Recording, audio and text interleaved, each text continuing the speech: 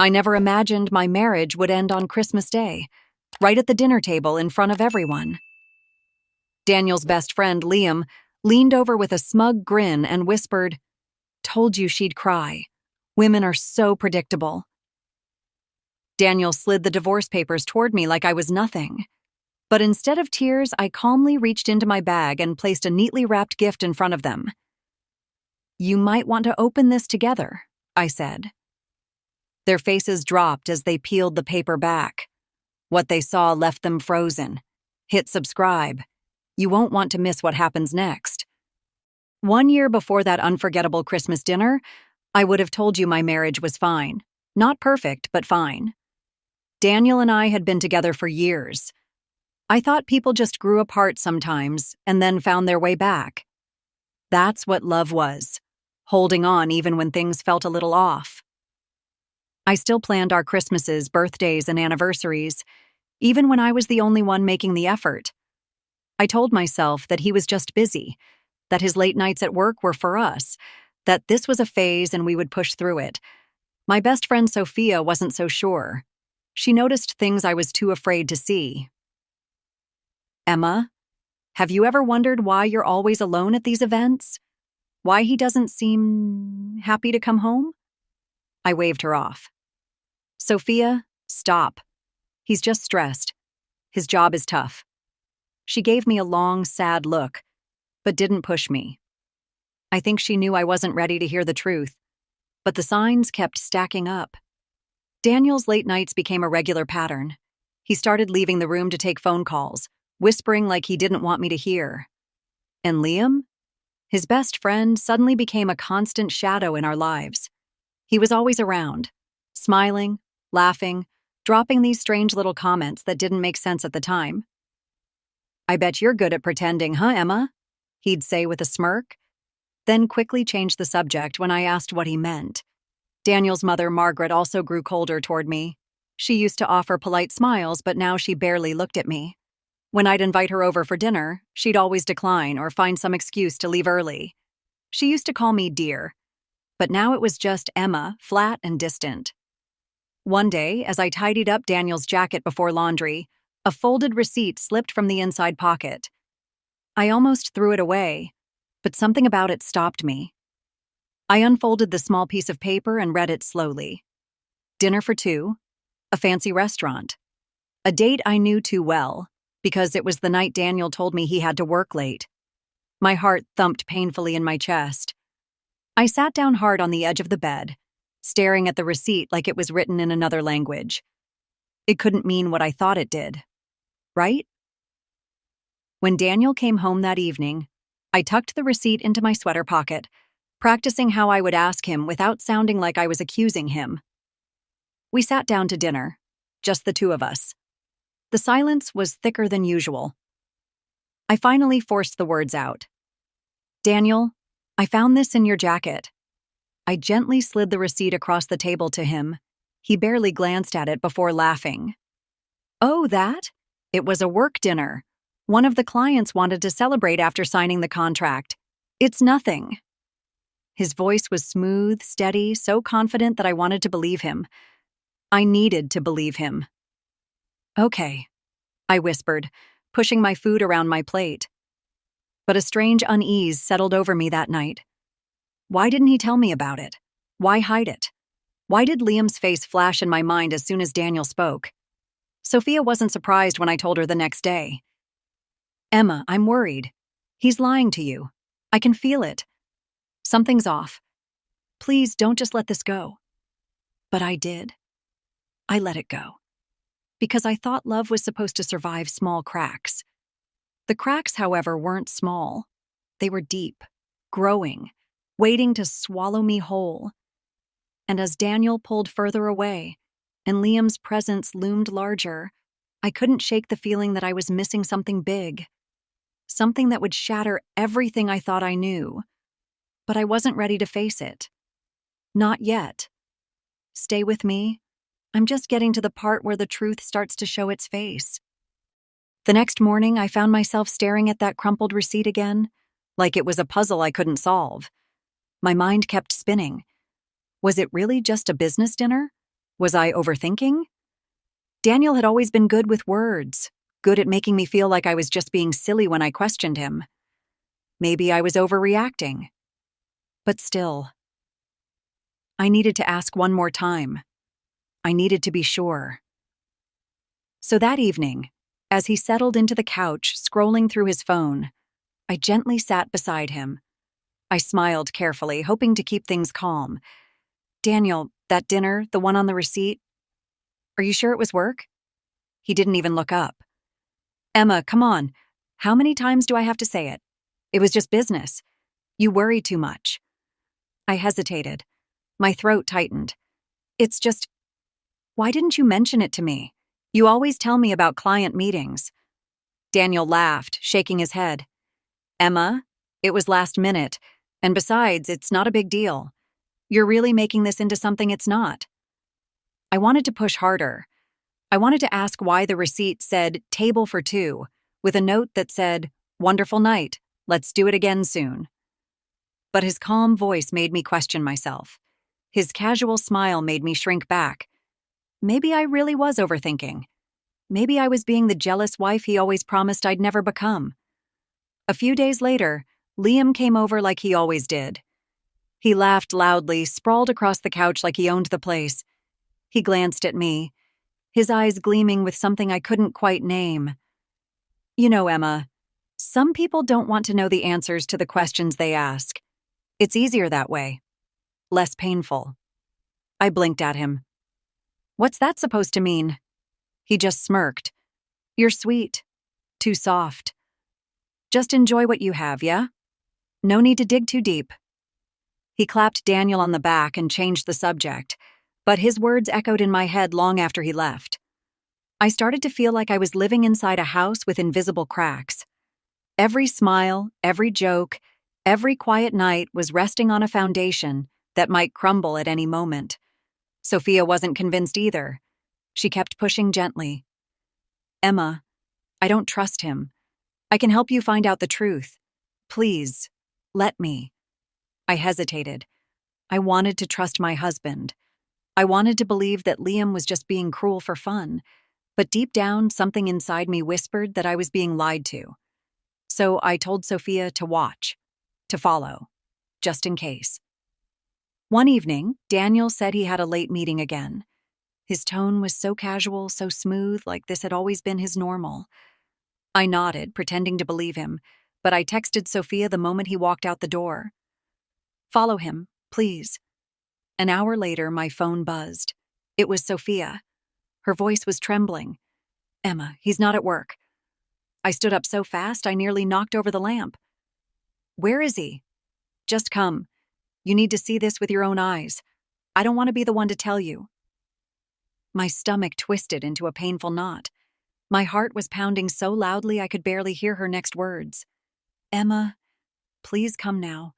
You're about to see something that will break you." I didn't even grab my coat. I just ran out of the house, into the cold, my breath sharp in the winter air. The truth was waiting for me, and I wasn't sure I was ready to face it. Stay with me. What I saw next changed everything. You won't believe what came next. I drove as fast as I could, Sophia's words bouncing around in my head. "You're about to see something that will break you." I wanted to turn back. I wanted to pretend everything was fine. But my hands wouldn't stop gripping the steering wheel. My feet wouldn't let me stop. When I pulled up to the restaurant, Sophia was waiting across the street. Her face was pale, her phone shaking in her hand. "There," she whispered, pointing through the glass window. I followed her gaze, and my heart sank. There was Daniel, sitting at a cozy candlelit table with another woman. He was laughing, his face brighter and happier than I had seen in months. His hand brushed hers casually, like it wasn't their first time, like this was normal for him. But what made my stomach twist even more? Liam was there, sitting at the bar just a few feet away, grinning, watching them like he was enjoying a private show. I leaned closer, trying to hear their voices through the glass, but Sophia quickly whispered, "I recorded it. Listen." She pressed play, and I heard Liam's voice, clear as day. "She'll cry. Just wait until Christmas. It'll be legendary. Daniel, I can't wait to see her face when you hand her those papers. It's going to be priceless." Daniel chuckled in response, his voice soft but sharp. "She's so predictable. She won't see it coming." My whole body went cold.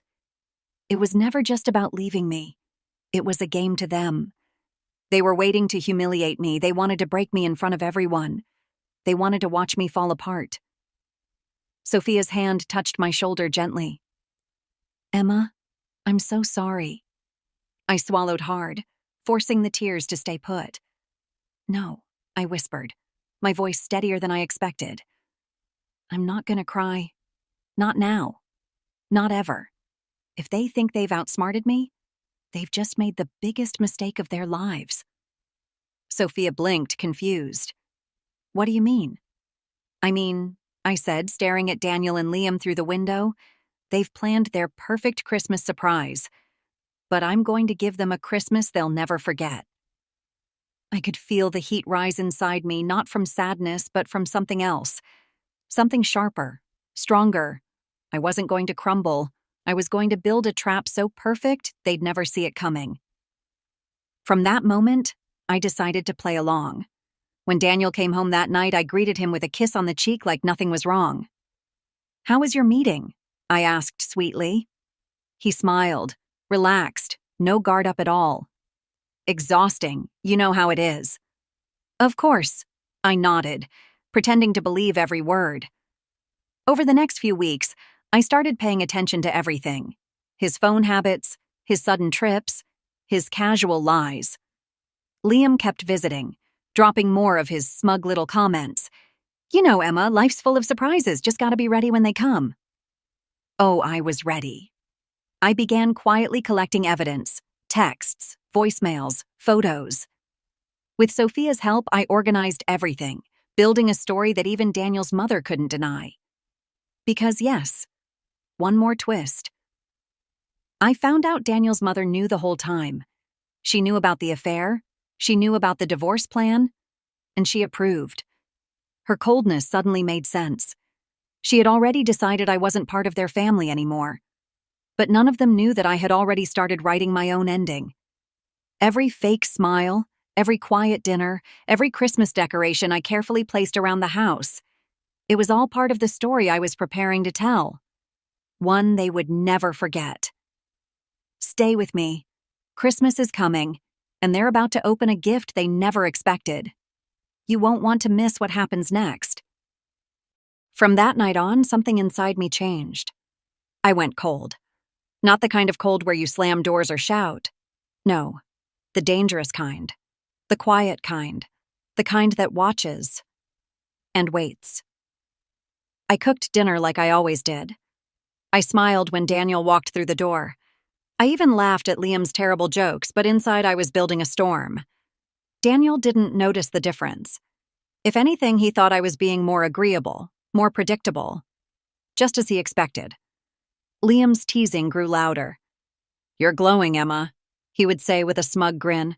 "Must be all that peace and quiet in your marriage these days." I wanted to slap him.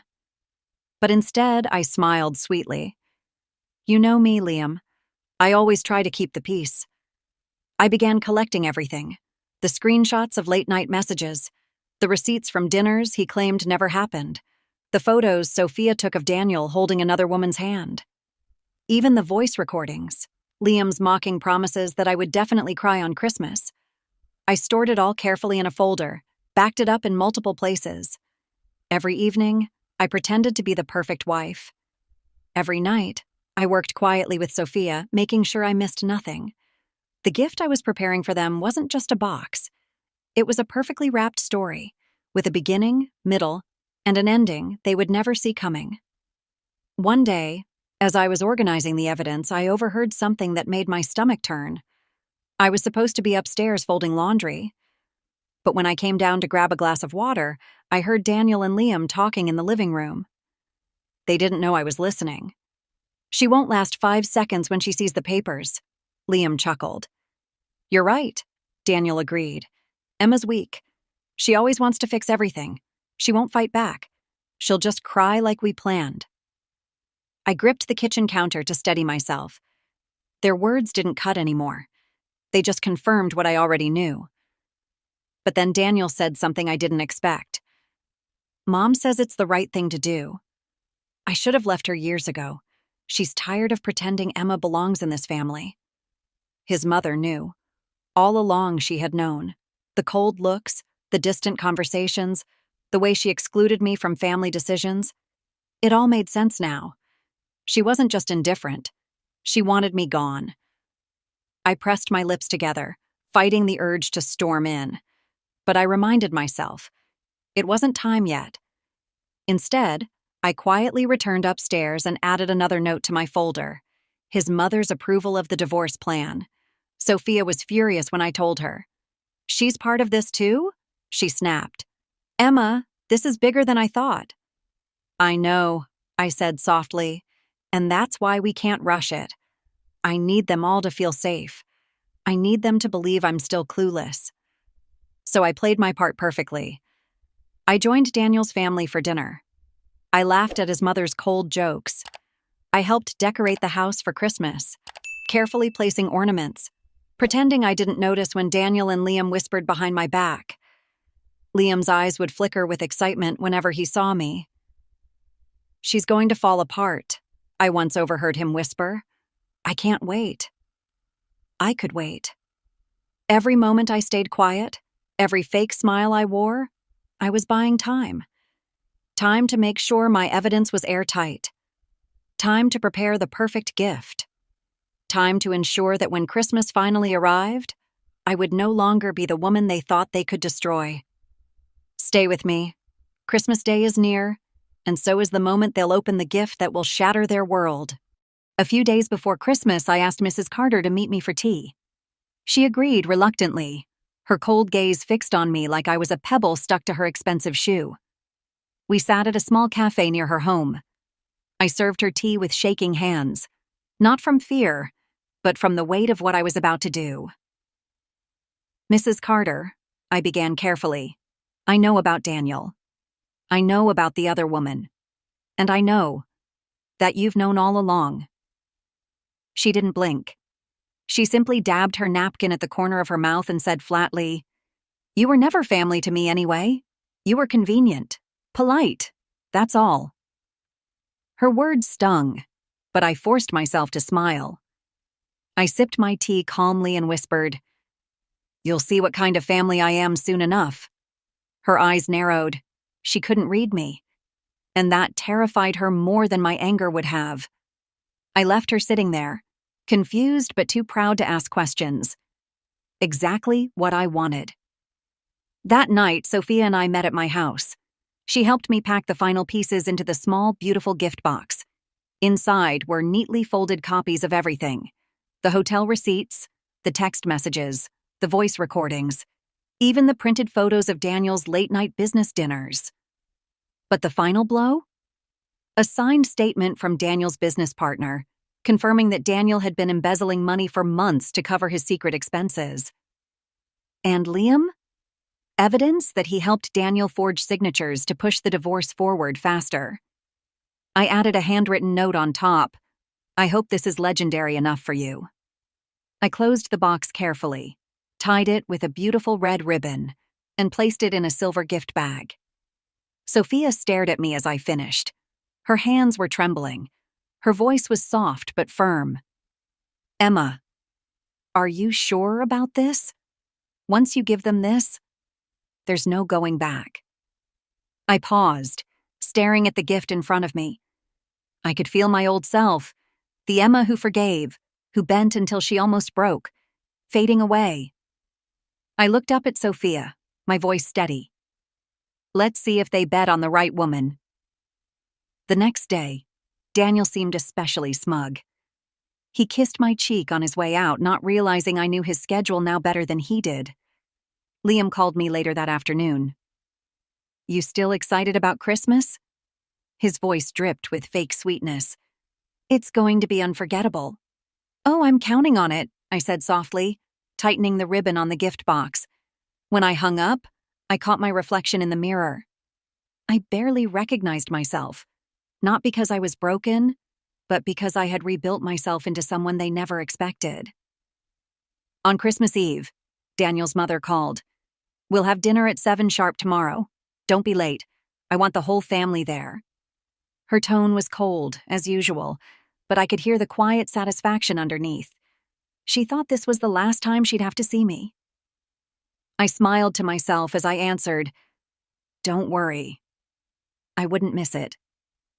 That night, I sat quietly in my living room staring at the Christmas lights, breathing in the calm before the storm. Sophia texted me, "You ready?" I typed back, "More than ready." Tomorrow I would sit across from the man who thought I would crumble, across from the best friend who treated me like a game, and next to the woman who believed I never belonged. Tomorrow, they would serve me divorce papers. They would expect me to cry. They would expect me to beg. But instead, I would give them a gift, one that would change everything. Stay with me. Christmas Day is here, and so is the moment they realize they bet on the wrong woman. Christmas Day arrived like a quiet storm. The house was warm with holiday lights, the table beautifully set, and the air thick with secrets. Daniel's family laughed and passed dishes around as if everything was perfectly normal. But I wasn't the same Emma who used to sit silently at these dinners. Daniel sat across from me, his smile wider than ever, almost like he was enjoying an inside joke. Liam was right beside him, his eyes dancing with excitement. He kept glancing at Daniel like he couldn't wait for the show to start. Daniel's mother, Mrs. Carter, barely looked at me, but there was a hint of satisfaction in her smirk. I knew she believed this would be the last Christmas I would ever sit at her table. After dessert, Daniel finally reached into his jacket and placed a thick envelope on the table in front of me. His hand was steady. He didn't hesitate. "Merry Christmas, Emma," he said, loud enough for everyone to hear. "I think it's time we both got what we really want." The room went quiet. All eyes were on me. Liam leaned in and whispered to Daniel, but not softly enough. "Told you she'd cry. Women are so predictable." I looked at the envelope, then at Daniel's smug face. Slowly, I reached into my bag and pulled out the small, beautifully wrapped gift I had prepared. I placed it on the table in front of them. "You might want to open this together," I said calmly, pushing it toward them. They exchanged a quick, confused glance. Liam was the first to rip off the ribbon, clearly impatient for his victory lap. Daniel opened the box and pulled out the first document.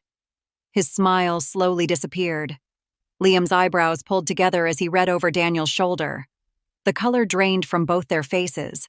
Inside the box were photos of Daniel with his mistress, hotel receipts, copies of messages that spelled out every lie he told me.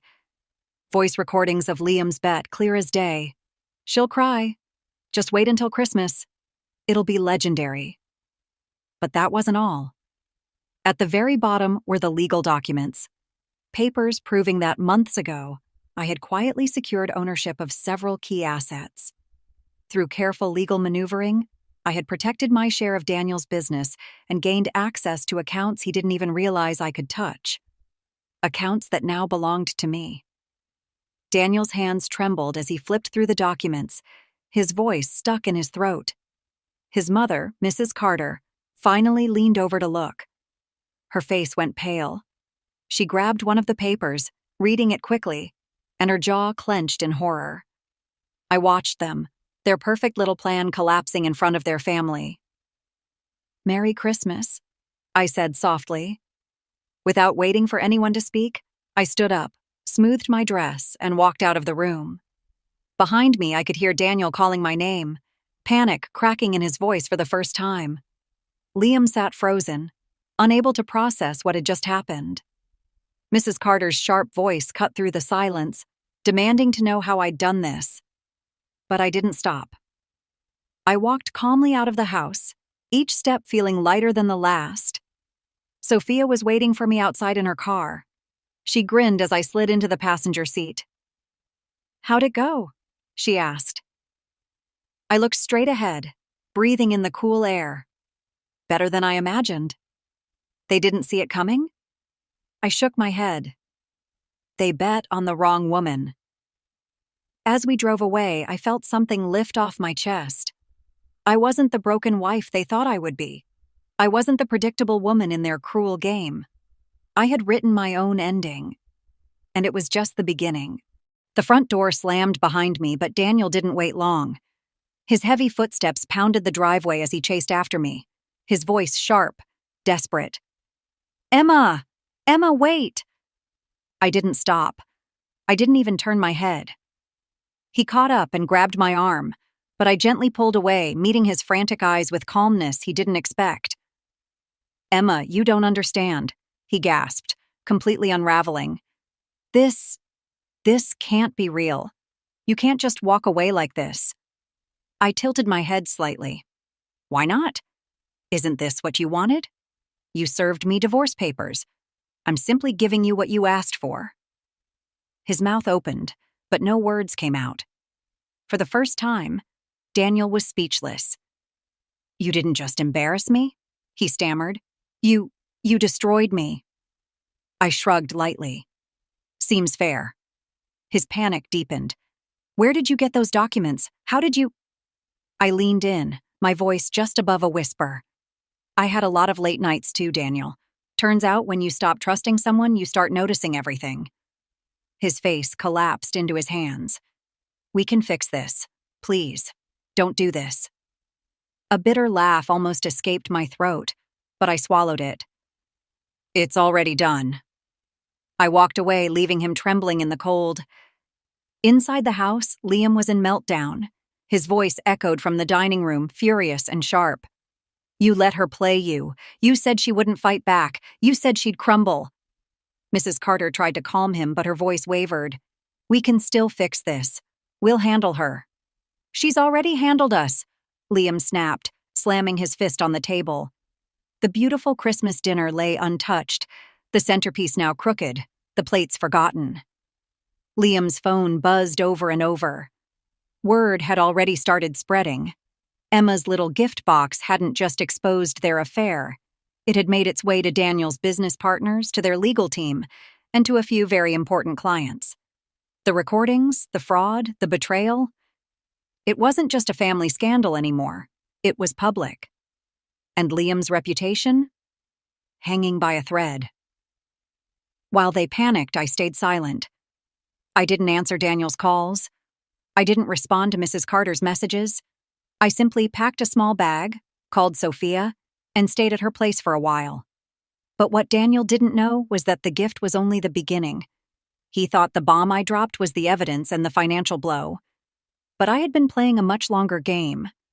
Months before Christmas, I had hired a private investigator, not just to follow Daniel, but to trace every shady business deal, every questionable signature. I had quietly forwarded that information to the right authorities, and the investigation had already begun, long before I handed him that gift. Daniel wasn't just facing divorce. He was facing charges. Liam's business was now being questioned by regulators, his clients pulling out one after another. And Mrs. Carter? The woman who thought I was a temporary inconvenience? She was now watching her precious family name unravel in front of the entire community. One afternoon, as I sat on Sophia's couch, sipping tea, she asked, "Do you think he knows yet? That it's bigger than what you gave him at Christmas?" I smiled faintly. "Not yet. But he will." She shook her head in disbelief. "You planned this perfectly." I set my cup down, feeling the first taste of true peace in months. They thought I was weak.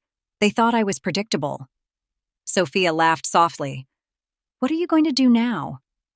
I looked out the window at the quiet street, my voice steady. Now I live. For me. I don't need to fight anymore. But inside, I knew this wasn't fully over. There were still pieces moving, still traps quietly unfolding. Daniel had no idea that his real nightmare was only just beginning. Weeks passed, but the storm Emma unleashed never settled. In fact, it only grew worse. Daniel thought the worst had already happened on Christmas Day.